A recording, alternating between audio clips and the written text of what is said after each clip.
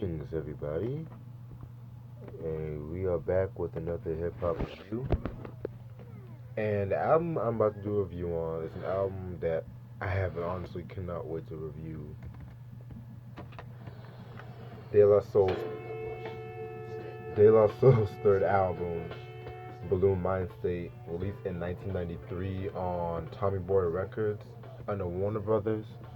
I've recently reviewed De La Soul is Dead, reviewed 3 Feet High and Rising a couple years ago.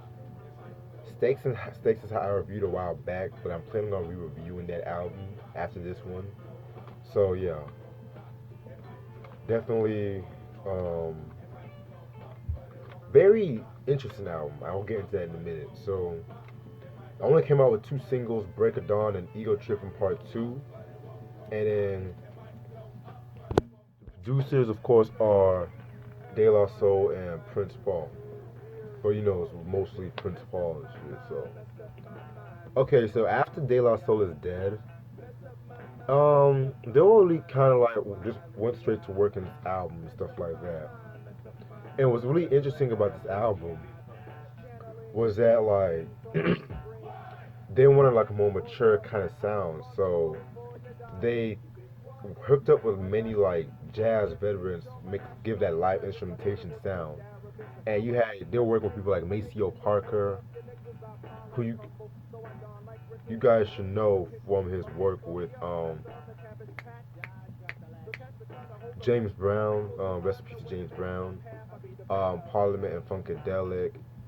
Definitely one of the best saxophonists ever and shit like that. Hold that thought. Sorry about that. I had to go handle something, but where was I? Yeah, so yeah, he was working with Maceo Parker.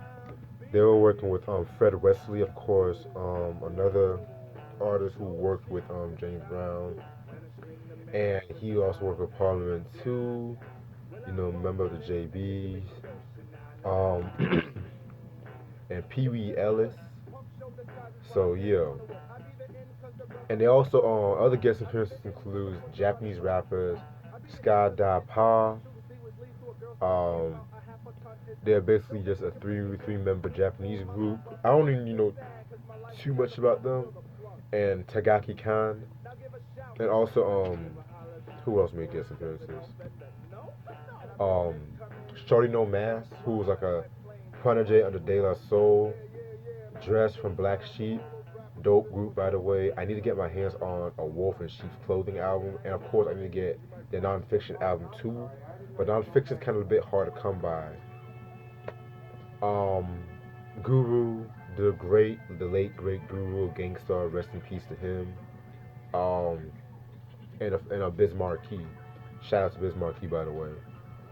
Okay, so the main theme of this album, it kind of follows De La Soul is Dead in a way, but it takes a little twist because the point of this album is basically hip hop going mainstream and how De La Soul gonna stay true to themselves. Um, but yeah, that's how it is. And the title Buhloone Mindstate, from what I've looked up, basically the way they spell balloon is like just how you spell like a balloon and shit like that. And so basically they use the term balloon as referring to like you're blowing up and shit.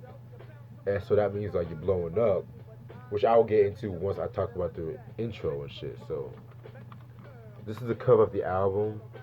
Um, Very dope cover and shit like that. It has like this abstractual De La Soul and stuff like that. Oh, and by the way, in case you guys don't know, the members, Pasta News, Dave, Maceo, yeah, in case you guys don't know, I always like to let people know just in case I have first time viewers watching my channel and they become interested in this group. So just a little slight thing I do.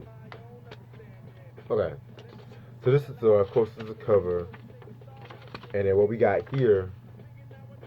This is what I kind of find dope though. Like they have the songs and shit like that, and they have like a symbol or a picture representing the song and shit like that. Like for example, for area, you have like an area code picture. For Patty Duke, You have a picture of, the little child star Patty Duke and shit like that, which I'll get into in a minute. So yeah, I felt like that was pretty clever. Okay, so yeah, 15 songs. You guys know what I'm about to do. Track number one is the intro. Um, the intro basically what I mentioned about the balloon is like you might go pop, but you might blow up, but you going pop, some shit like that. You know what I'm saying? Like you guys heard the intro. It's basically like mimicking like a rapper crossing over and shit like that. Going pop. Because like 1993, 1992, 93, like the early 90s, hip hop really crossed over to the mainstream. And cause like a lot of people kind of say like MC Hammer was kind of responsible for that, which I kind of really do agree. Cause like that Please Don't Hammer Heard album, that You Can't Touch This, that kind of blew hip hop up and shit like that. And a lot of rappers were kind of softening up their sound to fit with the mainstream, and so De La was just kind of like going after those cats and shit. Track number two, Eye Patch. That's a very cool track right there. It's like I liked how funky that song was and shit like that. Very cool track. Then we have And Focus featuring Shorty No Mask and Dress from Black Sheep. Um, that song was okay, low key. Wait, Info. Yeah, that song was pretty okay and stuff like that. Not really too big on that one. Then we have track number four, Patty Duke, which is playing in the background featuring Guru, Maceo, Fred Wesley, and Pee Wee Ellis. Very smooth, kind of like soulful track and shit. I like this song because like basically it's just keeping up with the theme of the whole project. People like selling out or like crossing over for the mainstream and shit like that.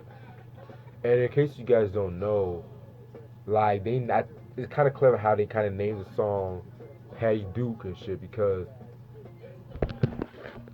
Patty Duke, in case you guys don't know, this for all my old sitcom heads, she was basically like a child star back in like the 60s, late 50s, 60s and shit like that. She had her own show, the Patty Duke Show, where she kind of portrayed identical cousins or some shit like that. So yeah, I felt like they named it Patty Duke because it represents how MC, goes through like a Dr. Jekyll, Mr. Hyde, like how they can go hardcore one minute and pop the next minute or crossing over. I felt that was kind of clever. I love the horns on this album, which I'm gonna get into when I review this album finally, the verdict. Guru definitely did his thing on that song. Definitely one of my favorite MCs, man. It still pains me that he passed on and shit like that. I need to get my hands on the Jasmine Taz albums, and I definitely need to get my hands on No More Mr. Nice Guy, because definitely I might plan on re-reviewing all of the Gangstar projects and just doing it chronologically once I get that album and shit. So stay tuned on that. Track number five, I Be Blowing. That's basically a Maceo Parker solo. He's just doing the sax solo. Track number six, Long Island Wildin', featuring Scott Dara Pa and Tagaki Khan. Um, that song was okay. It's just basically like a little short skit, kinda. Yeah. Track number seven, Ego Trippin' Part Two. Pretty cool song, but it's kind of controversial today. Um, basically, Ego Trippin' is basically the song is like a parody of gangster rap, basically. And if you really hear closely to the song, like you'll hear like I think it's a Beastie Boys, the Beastie Boys yelling, cause they sampled that like that ah. Like I think it was either the Beastie Boys or they sampled Beavis and Butthead. I'm not too sure.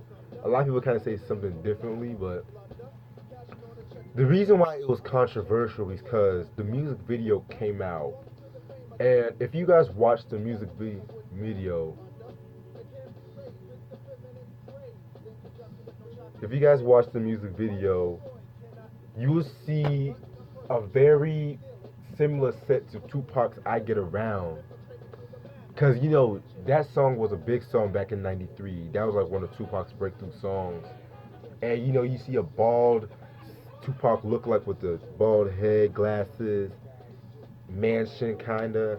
And from what I've looked up, I mentioned this before on the Don Illuminati um um review. Go ahead and check that out, but I'm just gonna rehash it now. So yeah, he kinda had a problem with that, and they said it was not meant to this as him and shit like that. So yeah. And there was some more problems later on, but watch the Don Illuminati review. I kind of mentioned that.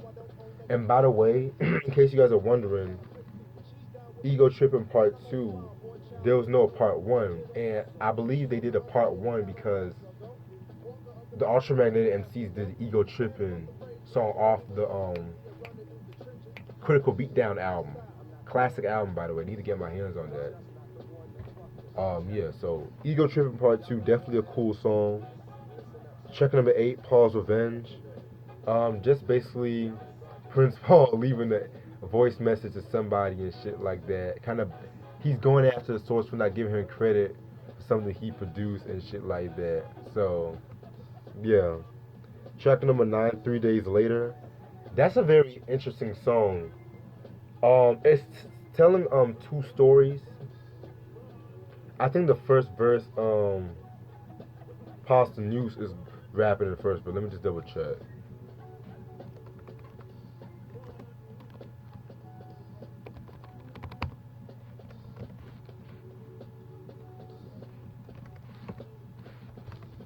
By the way, while I'm just double checking this shit, thank you guys so much for the love like y'all been showing me lately.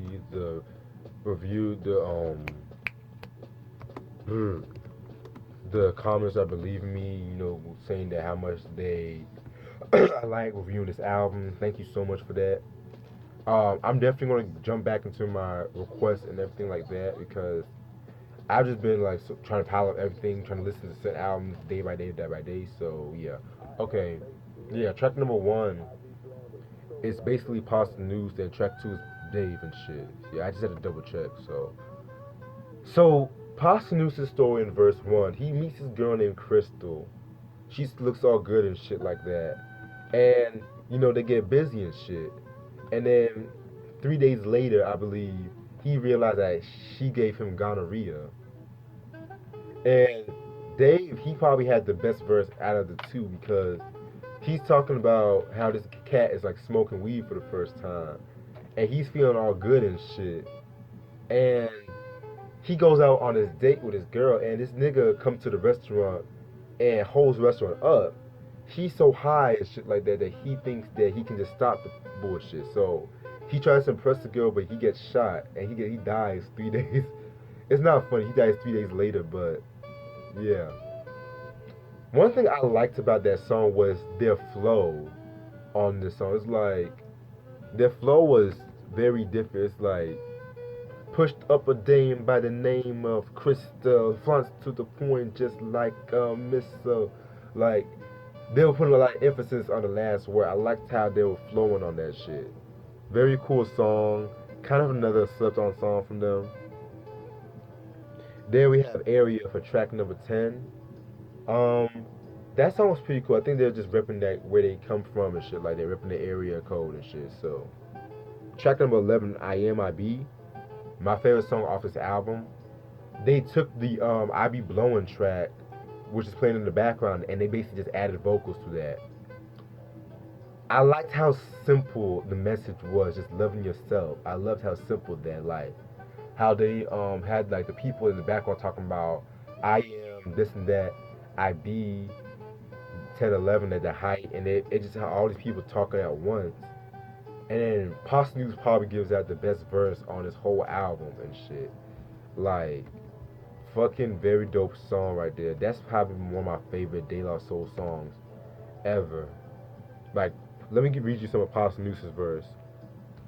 He said, I am Posthumous. I be the new generation of slaves here to make papes to buy record exec rates, the pile of revenue I create. But I guess I don't get a cut because my rent's a month late. Like, he's basically just saying, like, the record label wants to change their image, but at the same time, he's going to stay true to himself and stuff like that. That's a very strong message and shit like that, you know. Love that song. Classic song, in my opinion. Track number two, In the Woods. Very, very, very cool, dope track. They go in on that track. Like, that's another cool song right there.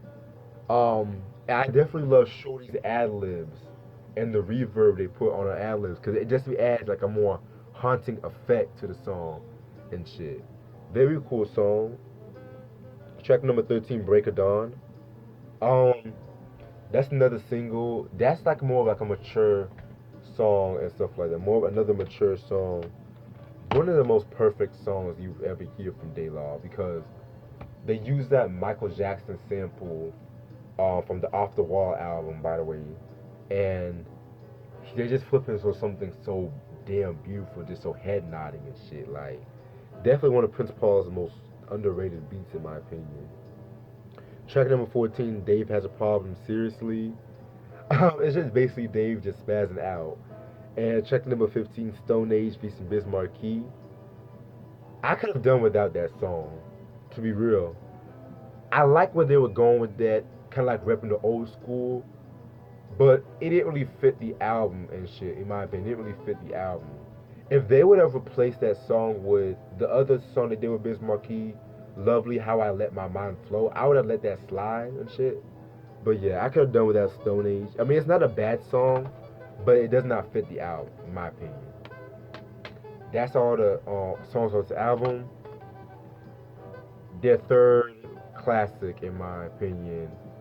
Definitely one of the most important albums. But like, this is an album that a lot of fans kind of have a somewhat mixed opinion about. Like, cause they talk about how much how abstractual the album was, how they were using like a lot of in jokes and shit. Like, they were using a lot of in jokes, like with the De La Soul is dead, but people could catch on to them and stuff like that. Could catch on. Hold on for 1 second.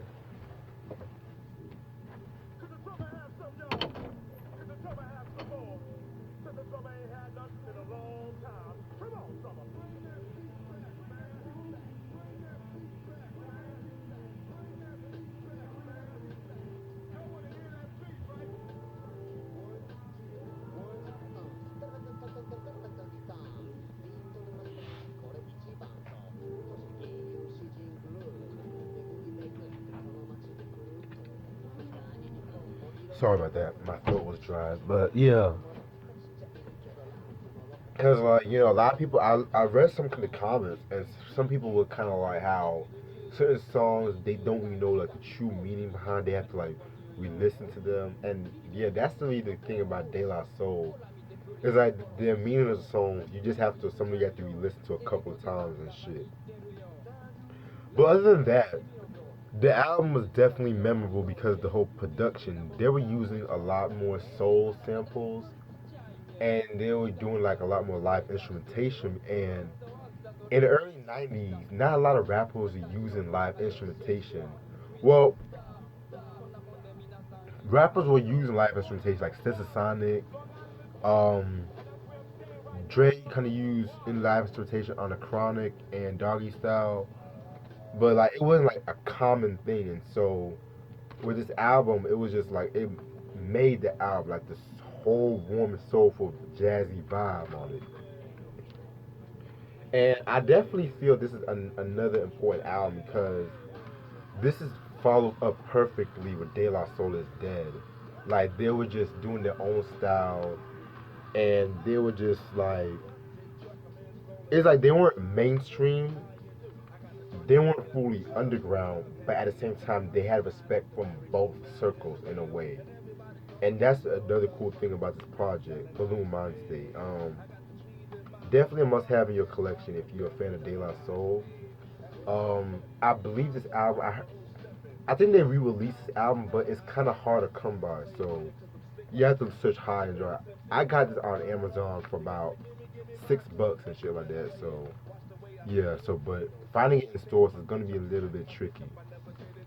De La Soul Buhloone Mindstate, um, 28, 1993, and also it's crazy because I actually had a burnt copy of this album for years because I think I got the album last year or the year last year, and I had a burnt copy because De La Soul opened up their website or some shit, and they're giving like free downloadable copies and stuff like that. So I had a burnt copy, and so and then I was like, you know what?